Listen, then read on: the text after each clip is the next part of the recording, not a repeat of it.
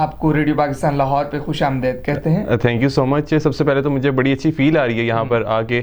Radio Pakistan کا سرمایہ ہے. جب بنا تھا پاکستان تو تب سب سے پہلے اعلان بھی اس کا ریڈیو پاکستان سے ہی ہوا تھا. اور میرے والد مجھے بتایا کرتے ہیں کہ 16 دسمبر 1937 کو ریڈیو لاہور کا آغاز ہوا تھا.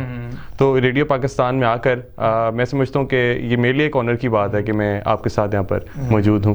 جی بالکل سامعین، آپ نے سنا کتنی زبردست گفتگو. اور علی احمد آوان، یہ بتائیے کہ جشن آزادی، ابھی تو مہینہ بھی جشن آزادی والا ہے، تو اس کے بارے میں آپ کے کیا تاثرات ہیں؟ میں سمجھتا ہوں کہ ہمیں زندگی کے ہر مومنٹ کو سیلیبریٹ کرنا چاہیے. اور پاکستان جیسا ملک جو ہے یہاں پر اگر آپ سانس لے رہے ہیں تو یہ خوش قسمتی کی بات ہے.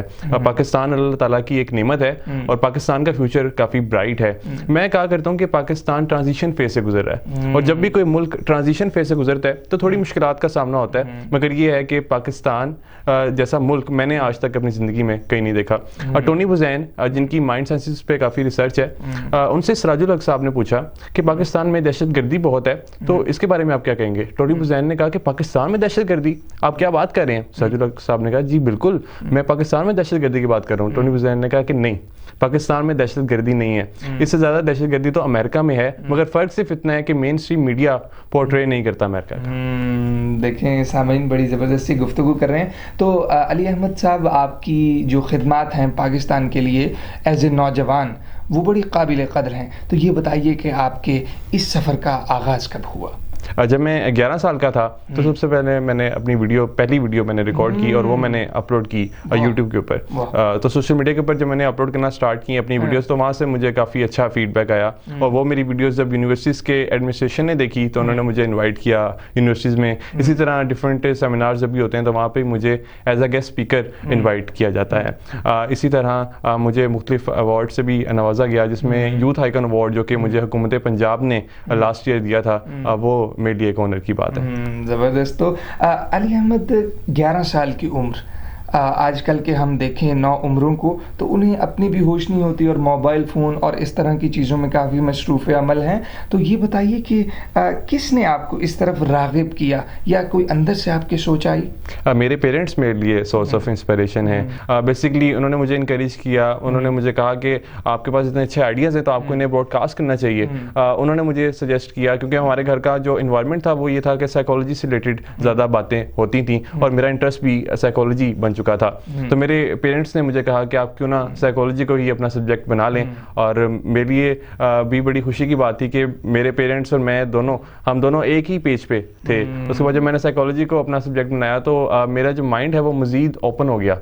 میں نے اسٹڈی کرنا اسٹارٹ کیا کہ انسان کیسے سوچتا ہے، اور وہ پھر میں نے لوگوں کے ساتھ ویڈیو کی شکل میں شیئر کرنا اسٹارٹ کر دیا. صحیح. تو علی احمد، یہ بتائیے کہ خود کو تربیت یافتہ پا کر اپنے ہم عشروں میں، اپنے دوستوں میں، اپنے کلاس فیلو میں کیسا محسوس کرتے ہیں؟ کیا ان سے فرق محسوس کرتے ہیں، یا پھر ان کے ساتھ گھل مل جاتے ہیں، یا وہ آپ کو کیسا آپ کا ادراک کرتے ہیں؟ میں سمجھتا ہوں کہ خالی ڈائریکشن کی تھوڑی سی کمی ہوتی ہے، یا کہیں چینج مجھے نظر آتا ہے ینگسٹرز میں خاص طور پہ، کیونکہ وہ اپنی انرجیز کو چینلائز نہیں کر پاتے. میں کیا کرتا ہوں کہ ہماری زندگی کا موسٹ ریوارڈنگ مومنٹ وہ ہوتا ہے جب ہم یہ ڈیسائیڈ کر لیتے ہیں کہ ہم نے ان چیزوں کے بارے میں نہیں سوچنا جو چیزیں ہم کنٹرول نہیں کر سکتے.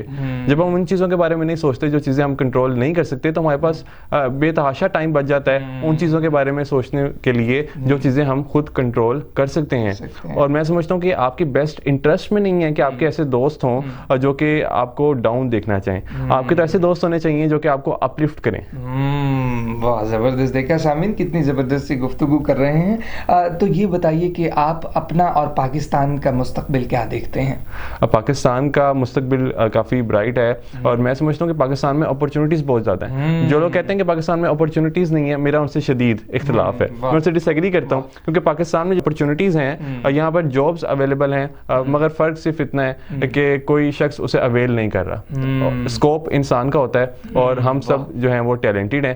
ہم سب کو بس ایک سٹیپ لینا ہے اور اس کے بعد دیکھیے کہ ہم پاکستان میں کتنے کمالات کر کے دکھاتے ہیں. واہ کیا بات ہے. یہ یقیناً دیکھیے سامعین کتنی زبردست سی گفتگو کر رہے ہیں, ابھی بہت ہی نوجوان ہیں, تو مجھے ایسا لگ رہا ہے میں بھی جذبے سے بھر گیا ہوں. کیوں علی احمد؟ نہیں, آپ پہلی بڑے پیشنیٹ ہیں. اچھا چلیں, بہت شکریہ. سامعین کتنی زبردست گفتگو. میرا تو دل نہیں چاہ رہا کہ ہم اس کا اختتام کریں, لیکن کیا کریں, وقت بہت کم ہے. تو علی احمد کوئی پاکستان, اس عرض پاکستان کے لیے کوئی پیغام دینا چاہیں گے؟ میرا میسج پاکستانی یوتھ کے لیے ہے کہ وہ ان لرننگ سیکھ لے. جس طرح بہت سی باتیں سننے والی نہیں ہوتی, اسی طرح بہت سی باتیں کہہ دینے والی بھی نہیں ہوتی, اور جس طرح بہت سی باتیں کہہ دینے والی نہیں ہوتی, اس طرح بہت سی باتیں سننے والی بھی نہیں ہوتی. تو بہت سی ایسی باتیں جو کہ ہم سیکھ لیتے ہیں وہ ہمارا مینٹل پیس خراب کرتی ہیں. سو بعض دفعہ ہمیں زندگی میں لاپرواہ ہونے کی ضرورت بھی ہوتی ہے, بعض دفعہ ہمیں رسک لینے کی ضرورت بھی ہوتی ہے. تو بہت سی باتیں ایسی ہوتی ہیں جو کہ ہمیں نہیں سیکھنی چاہیے. جو آپ کا پیراڈائم بن چکا ہوا ہے اسے شفٹ کرنے کی بھی ضرورت ہے. اپنے بلیف سسٹم کو چیک کریں کہ کون سے ایسے بلیف ہیں جو کہ آپ کو ترقی سے روک رہے ہیں. ہاں سامعین, دیکھا کہ ابھی آپ نے کہ والدین کی تربیت کا کتنا اہم رول ہوتا ہے انسانی شخصیت میں. تو ابھی ہمارے ساتھ موجود تھے علی احمد آوان, جنہیں بہت سارے ایوارڈ سے نوازا گیا اور ساتھ ہی ساتھ یوتھ آئیکن ایوارڈ حکومت پاکستان کی طرف سے دیا گیا. تو علی احمد آپ کا ہم شکریہ ادا کرتے ہیں, آپ ریڈیو پاکستان کے اسٹوڈیوز میں آئے. Thank you so much, thank you so much. سامعین, سلسلہ ہم ہیں پاکستان, میزبان محمد علی اور پروڈیوسر ریحانہ کوثر لہری کو اجازت دیجیے. ہم ہیں پاکستان.